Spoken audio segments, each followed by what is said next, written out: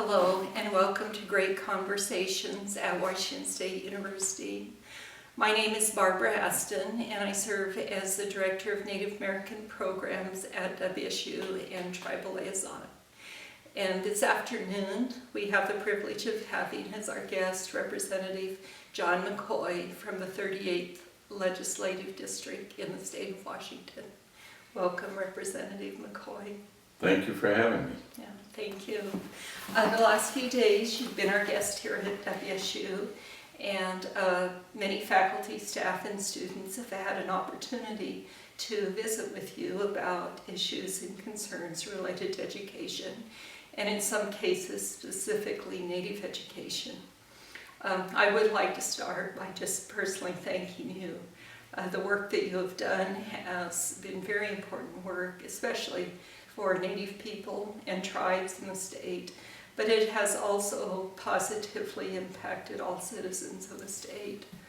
And you've been an inspiration and a role model to many Native people. So we're glad that you're serving in the role that you're in. Well, thank you. I'm very happy to do it. Yes. Also, in the last few days, you've shared with us some things, information about your background and your life. And I wondered if you'd briefly share with us some of those stages of your professional life, the work that you've done, how those experiences shaped you, prepared you for the work you're doing today, and just have helped you to be able to do the work that you're doing. Okay, sure, and I'll try to keep it succinct. First of all, part of my district is the Tulalip Indian Reservation, Marysville and Everett.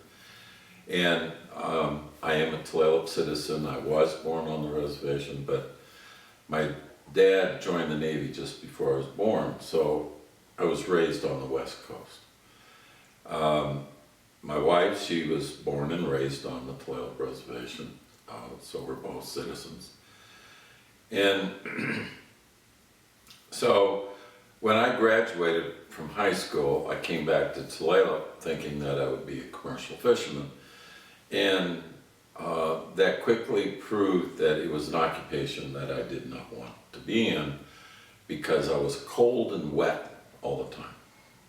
And I did not like that. So I decided that there had to be an easier way to make a living, so I joined the Air Force. And I started my career out there as a teletype switchboard cryptographer.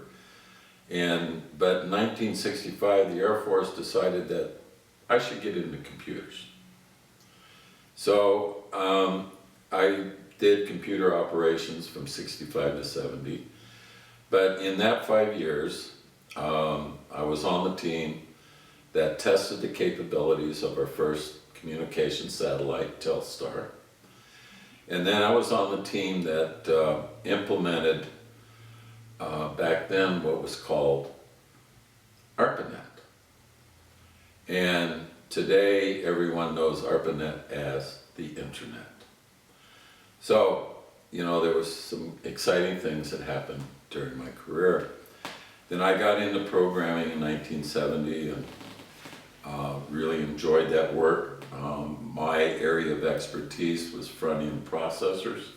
So literally taking bits, pulses, ones and zeros straight off the line and repackaging them to where the computer and humans could understand what they were looking at.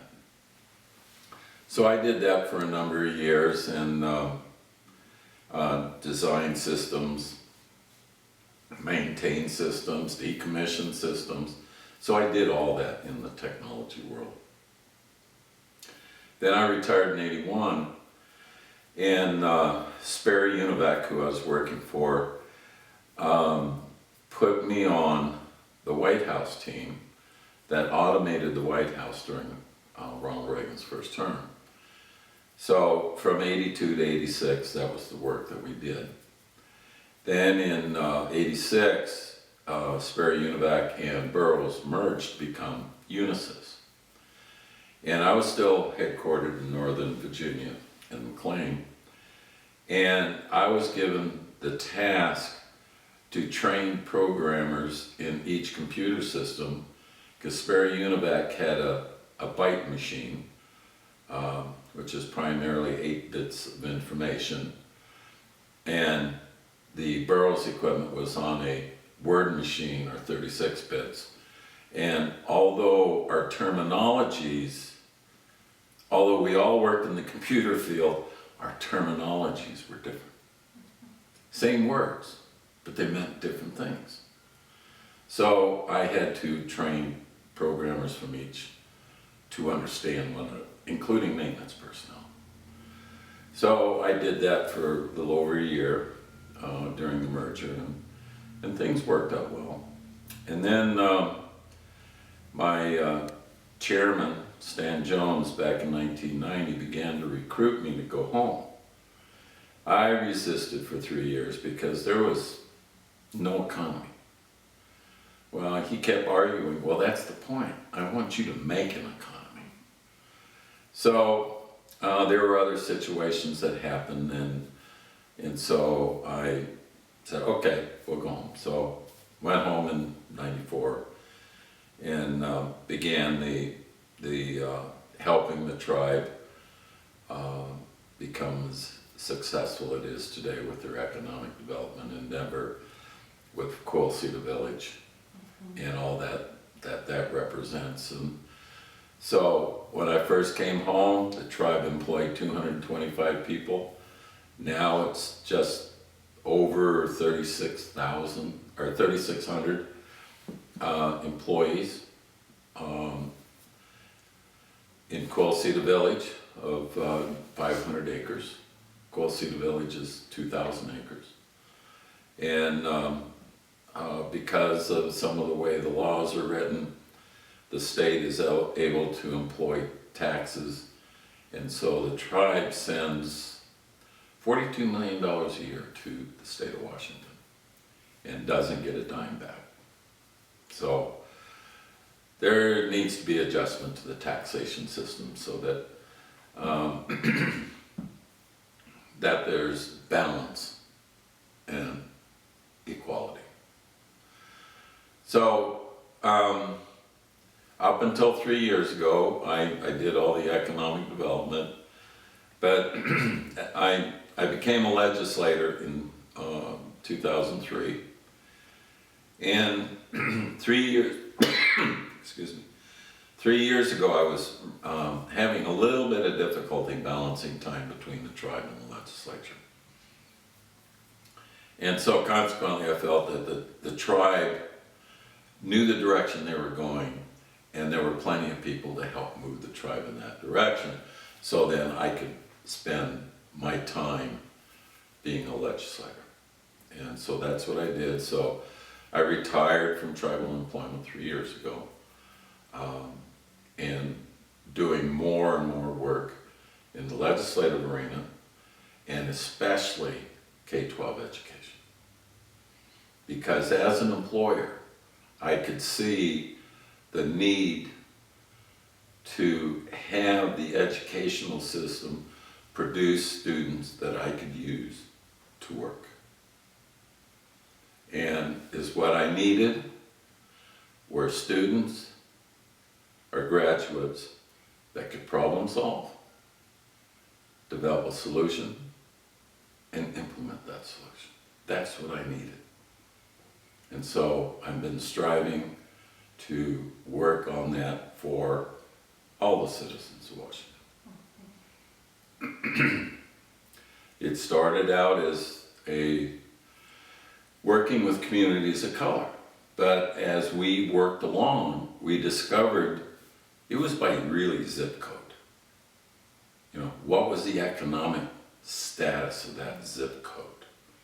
And it was always normally the economic depressed, which the majority were communities of color, but there were white communities that were just as stressed.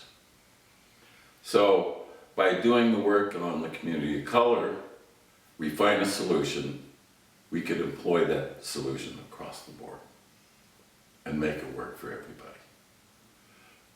But we need everybody to respect one another to make this happen. You know, as you've shared your story, it's just so clear, like if you had planned it out, I don't know if you could have planned it better, the different life experiences, the knowledge, the skills you were learning. But it seems that at every stage in your life, you've brought forward that learning and applied it in a new realm. You know, you brought it back to your own tribe and your community, and now you are able to take that forward, and that knowledge informs the work and expertise that you're able to bring as a representative. Did you ever think, like, if you go back 40 years? No, not in my wildest dreams did I even think of anything like that. Yes. You know, it just happened. What happened in my life has been just one transition to another. And I was able to bring everything I learned in that particular stage of my life, I was able to bring it forward and apply it and to grow and be able to impart that knowledge with employees and friends. I think that's really what I've taken away as I've heard you speak the last couple of days, is that being able to apply and transfer the knowledge and really deepen it. You know, over the last 15 years, I've been part of witnessing what, to me, I describe as tribes really exercising sovereignty in the realm of education. Here in the state of Washington back, I don't know if it's been, what's the early 2000s perhaps, there was a formation of a First Peoples Language Committee. And to me it was a very grassroots. And actually we had a role, kind of a catalyst role in the beginning. We had some language conferences, and we drafted a sort of a consortium proposal of a way in which universities could be a resource, and it sparked quite a reaction. Tribal members said, a university isn't doing this, we're doing it. Right. These are our languages, this is our culture. And they formed this committee and worked together across, you know, across tribes. And then there was the passage of the First Peoples language for certifying language teachers. Since that time, you have been one who has helped to sponsor and shepherd through some successful bills around tribal history and school compacts. And I just wonder if you'd share a little bit with us about those initiatives and the work in moving those forward. If you can share some with us about those. Sure. The main bill, House Bill 1495, which passed in 2005, you know, this came at the request of the tribes. You know, I asked them, what is it that could I do to help Indian country? And they responded with, well, the common school should be teaching about Washington State's tribes' history and culture. You know, only tribal could teach the history and culture, because we were worried about the delivery of the subject matter. But two respected elders that are really respected whispered in my ear, John, we don't have enough Indians to do that. So I had to restructure that language. And in it, just like the language, it's the tribes would certify the person that delivered the history and culture. So, and then there was also the battle over funding. Unfortunately, I'm starting to hear that some districts aren't implementing 1495 because it's an unfunded mandate. I took care of that. So technically, these school districts are in violation of the law, because I restructured the language that says whenever the school districts restructure their curriculum which they get money from the state to do, then they must insert tribal history and culture. So there's no reason for them not to implement it. So I need to go back to the OSPI, Randy Dorn, and say, what's up? We need to fix this. So that took away the funding argument. So they should be implementing it. Now, we all know non-Indians feel uncomfortable about delivering a subject that they don't have a lot of knowledge about. And I understand that. And I can understand their apprehension. But as I've been telling the students this last couple days, well then reach out to the tribe. Ask them to bring in their storyteller, bring in an elder to help discuss the subject. And then you get comfortable, then you can deliver the subject. So that's the message that I've been bringing around 1495. And then, you know, some of the other important pieces of legislation I got passed was a tribal law enforcement bill that sets up a process to cross-deputize tribal officers. Then there's the retrocession bill. The state already had a retrocession process, but because I took Tulalip through that process, it was very cumbersome and hard to work through. So there was actually two different legs, one for civil, one for criminal. Well, I made it one path and an easier process to be able to do. And retrocession is basically the thumbnail, Indians having jurisdiction over Indians. That's what it's about. Not Indians having jurisdiction over non-Indians, but Indians over Indians. But through cross-deputization, a tribal officer could apprehend a non-Indian. So, you know, the culprit, you know, they get to decide, do you want to go to tribal court, do you want to go to state court? But this, if the officers cross-deputized, then they have full faith and credit in the state court. So their testimony is valid. So they have that option. We're starting to find the non-Indian wanting to come to tribal court because it's faster. The penalty may be the same, but it's faster. They're getting it over with. Let's move on. I'm done with this. So there have been a few cases of that. So that's working. And then this last year, it was a bill to allow tribes to open their own schools, tribal compact schools. Again, using their tribal sovereignty, government-to-government relationship with the state of Washington. Negotiate and open their own schools. And basically the tribes asked me to run this bill.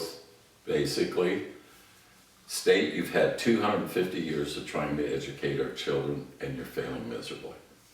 So let us do it. We can't do any worse than what you're doing. But at least we're going to bring in our culture, our language, our way of life, but still meet your requirements. Well, I think there's much for us to look forward to, that these are steps towards a better future for our children, but also for all of the citizens to have be better informed, have an accurate history. It seems to me that Washington State really has been, the Washington State and their government-to-government relations with the tribes is really out there in the forefront, nationally almost. I'm not sure that there's another state that has made some of the same progress, or at least put into place a vehicle for the government-to-government relations. Are you aware of other states that have done something similar? Yes, New Mexico, but they went a little bit of different route. They actually created a cabinet post on the governor's staff. But the last I heard, this current governor has never filled that position. So that's an issue. But in the state of Washington, each agency must have a tribal liaison. And right now, every agency has a tribal liaison. So that tribes have an access point to bring forward their issues. I've always said, before I got elected, I was on an advisory, I staffed an advisory committee. And for years, we went around the United States talking to states about state-tribal relations. And to this day, I will always say, Washington is leading, but they still have a long way to go. Yes, we do. Well, my next question, you've had an opportunity to meet and visit with quite a few people. Are there any observations you would like to share based on what you've heard while you've been here? Observations about where our university's at and what we're doing. I know it's primarily been in the College of Education where your interactions have been taking place, and then with the Native community.